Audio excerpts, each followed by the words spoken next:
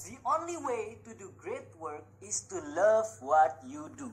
Satu-satunya cara supaya bisa bekerja dengan optimal adalah dengan mencintai apa yang kamu kerjakan. Itu tadi kata co-founder Apple, Steve Jobs. Jadi supaya kita bisa bekerja atau belajar dengan baik, maka kita harus mencintai apa yang kita lakuin. Tapi masalahnya mencari sesuatu yang kita cintai itu ternyata gak mudah. Dalam bukunya So Good They Can't Ignore You, Cal Newport nulis kalau nemuin pekerjaan yang sesuai dengan passion kita itu ternyata gak mudah. Misalnya passion kamu tuh tidur, mungkin gak segampang itu cari kerja yang sesuai sama passion kamu, kecuali kerja di NASA mungkin ya.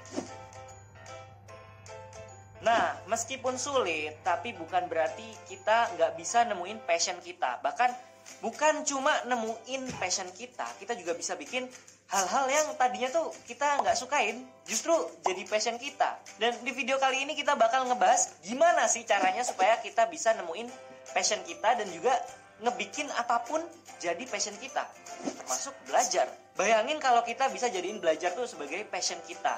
Belajar yang tadinya dianggap cuma sebagai kewajiban, beban, dan gampang bikin bosen, justru bisa berbalik dan jadi passion kita. Jadi sesuatu yang kita sukain. Ngomong-ngomong soal cara nemuin passion, kalau kata Newport bisa pakai dua macam cara. Cara pertama adalah dengan menggunakan yang namanya passion mindset. Cara ini adalah cara yang paling banyak dipakai orang. Passion mindset tuh ngebentuk pola pikir yang ngedorong kita untuk nyari tahu apa sih passion kita itu sebenarnya, dan ngedorong kita untuk hidup ngikutin passion tersebut. Terus menurut Paul Brunson, jurnalis yang juga penulis buku What Should I Do With My Life, untuk bisa nemuin dan hidup ngikutin passion itu butuh keberanian yang besar. Karena bisa jadi kita harus ngelakuin perubahan drastis pada hidup yang udah dijalanin sekarang, cuma supaya kita bisa ngikutin passion kita. Nah, di bukunya Brunson ini cerita kalau ada seorang pengacara yang sampai ganti profesi jadi supir truk cuma karena ngerasa itu adalah passion dia. Nah, menurut Brunson lagi, passion tuh bisa muncul dalam bentuk yang bermacam-macam. Misalnya sebagai hobi. Bisa jadi hobi kita itu ternyata bukan sekedar hobi, tapi juga passion. Dan siapa tahu yang awalnya cuma hobi, malah bisa jadi pekerjaan. Misalnya kayak saya, hobi saya tuh nulis dan bikin video. Sekarang ini malah jadi pekerjaan saya. Atau passion juga bisa muncul karena bakat. Kalau kamu udah punya bakat ngelukis, maka bisa jadi melukis memang merupakan passion kamu. Yang pasti ciri-ciri dari passion ini adalah saat kita ngelakuin hal tersebut, kita lupa waktu dan ngerasa happy saat ngelakuinnya. Kalau menurut Ikigai atau konsep tujuan hidup dari Jepang, passion ini adalah gabungan dari kedua hal tadi, apa yang kita suka atau hobi dan apa yang kita bisa atau bakat. Nah, cara yang kedua kebalikan dari passion mindset adalah craftsman mindset. Newport sendiri sebenarnya nggak setuju kalau kita tuh harus punya passion dulu baru bisa kerja maksimal. Menurut dia, untuk nemuin passion itu butuh waktu lama dan belum tentu selalu ada pekerjaan yang sesuai sama passion kita.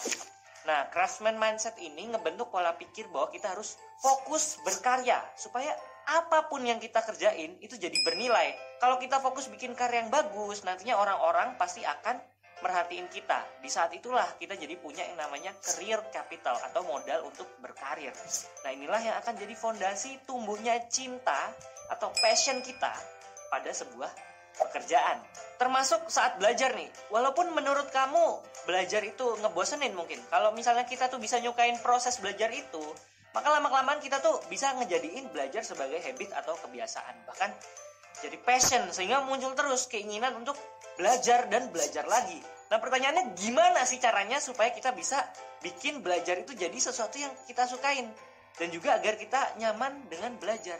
Hal ini coba dijawab oleh Edward Deci dan Richard Ryan melalui teori determinasi diri atau self-determination theory, yang intinya kita harus punya otonomi, kompetensi, dan juga keterkaitan. Simpelnya sih kalau kita fokus bikin karya yang bagus, kita terus ngelakuin deliberate practice hingga punya skill yang langka, itu akan jadi kompetensi kita, keunggulan kita. Dan kompetensi ini yang bikin kita jadi suka sama sesuatu. Singkatnya, tentang dua cara mencari passion tadi. Satu itu dengan pendekatan passion mindset, kita nyari passion sampai dapat, terus belajar atau bekerja sesuai passion kita. Kedua, dengan pendekatan craftsman mindset, kita justru fokus sama apa yang bisa kita berikan untuk dunia. Bikin karya sebaik mungkin supaya apapun yang kita kerjain jadi passion kita, biar bisa kerja lebih maksimal.